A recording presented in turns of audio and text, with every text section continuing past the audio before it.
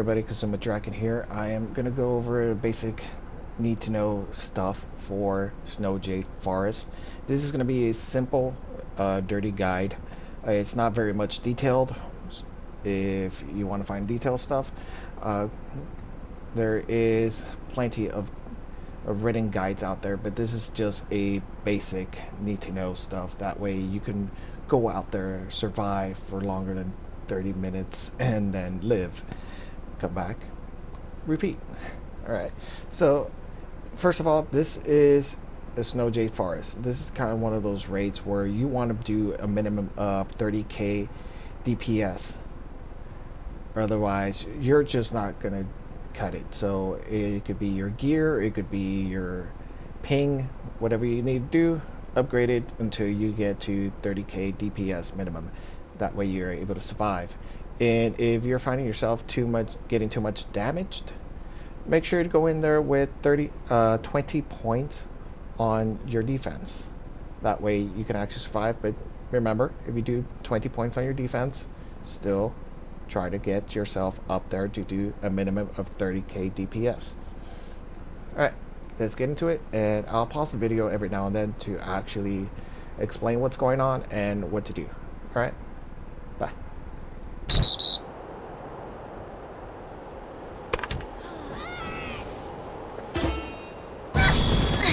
Hey everybody, we're at our first boss right now.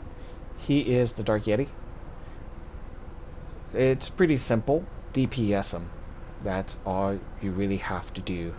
But the mechanics are, if you're a tank, keep him in the center. If you do not keep him in the center, he will start jumping around, make it very difficult for everybody else to actually DPS him. So keep him in there.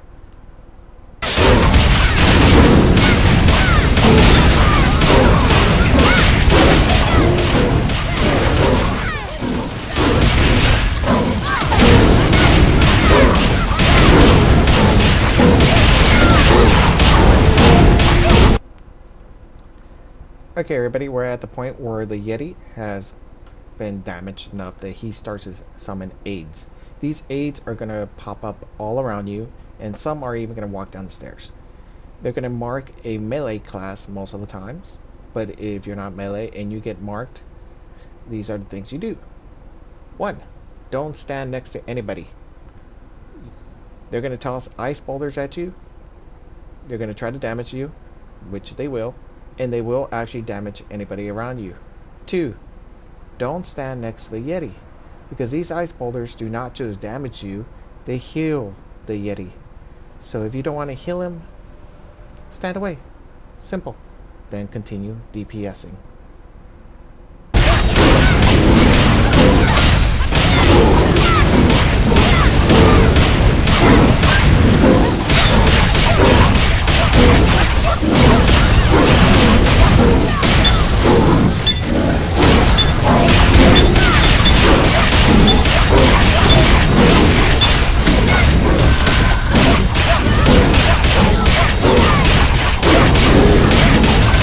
Oh my god, that's a big rock.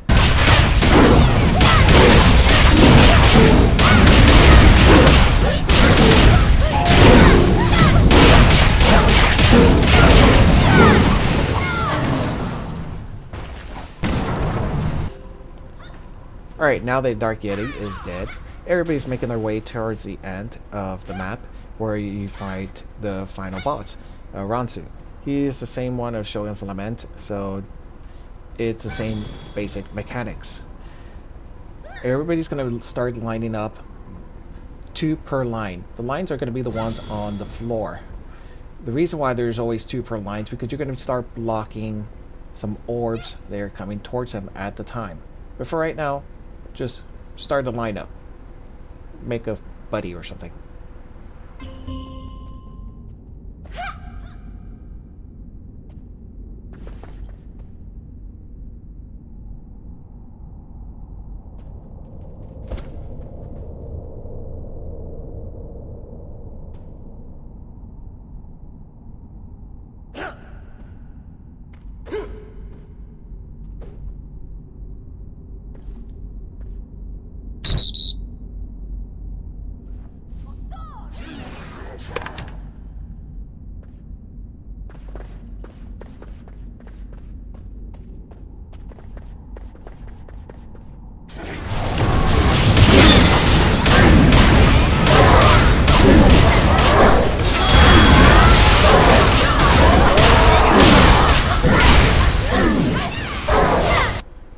By the way, if you're the tank, please try to keep him facing towards you in whatever direction you are in.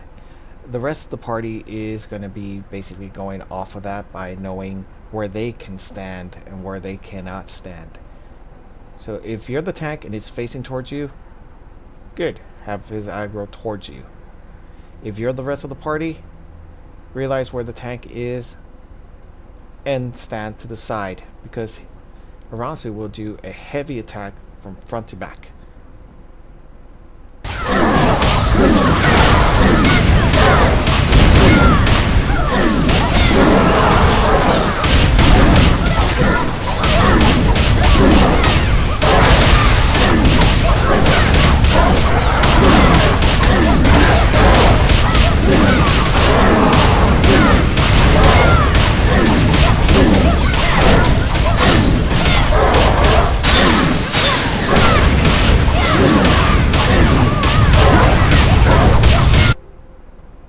At certain times during his HP from 90, 50, and 20, he will actually start doing this. He will suck you straight into him, causing a AoE around himself, causing damage over time. You want to SS out of there.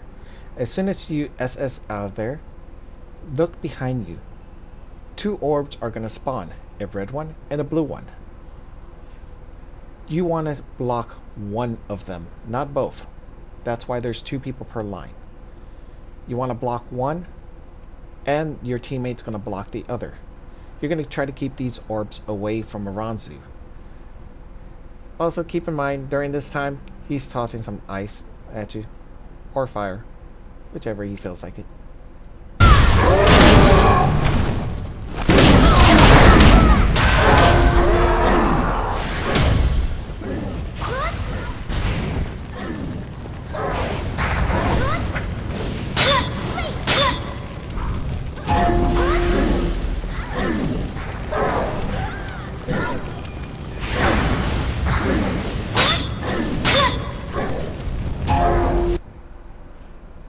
When you see Aransu start his animation for this, it will be different every time. Right now it's saying flame bloom groans around Aransu.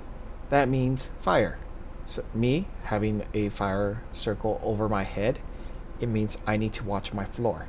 He's going to start throwing spikes towards the floor that will do damage over time. So please do not stand them. Do not stand still. Do not freaking stand next to your teammate and want to give them a hug, because you'll kill them. Then they'll hit you, and they won't be your friends no more. A party member has been defeated.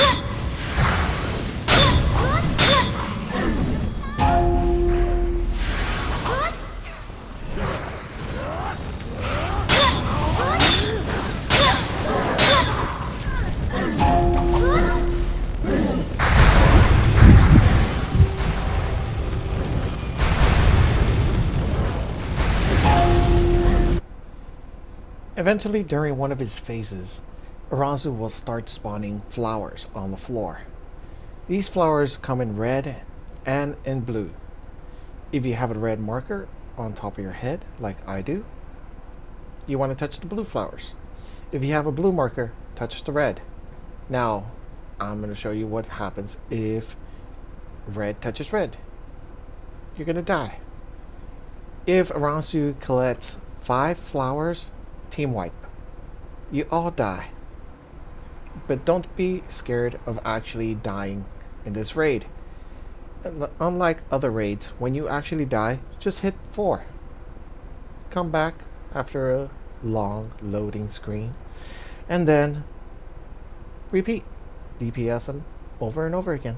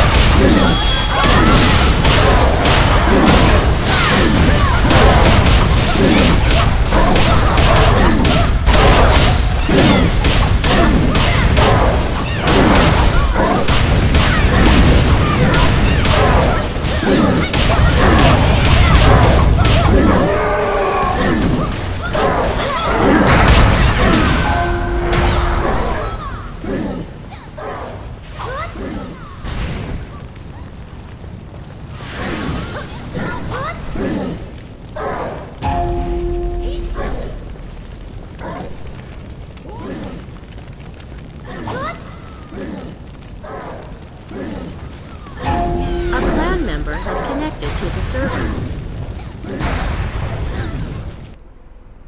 Oh shit, my bad.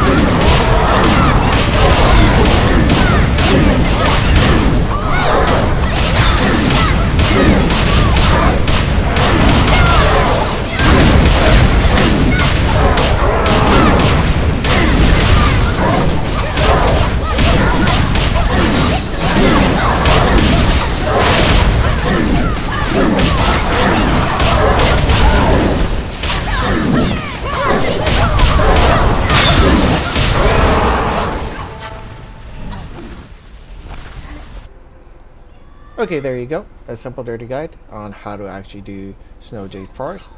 It is really not that difficult. Once you do it once, hell, it's kind of like you did it 10 times. It's Repeat, repeat, repeat. And don't be afraid if you actually do die. Just hit 4 and come back. This raid actually lets you run from the starting point all the way back to the boss. So it's not that bad.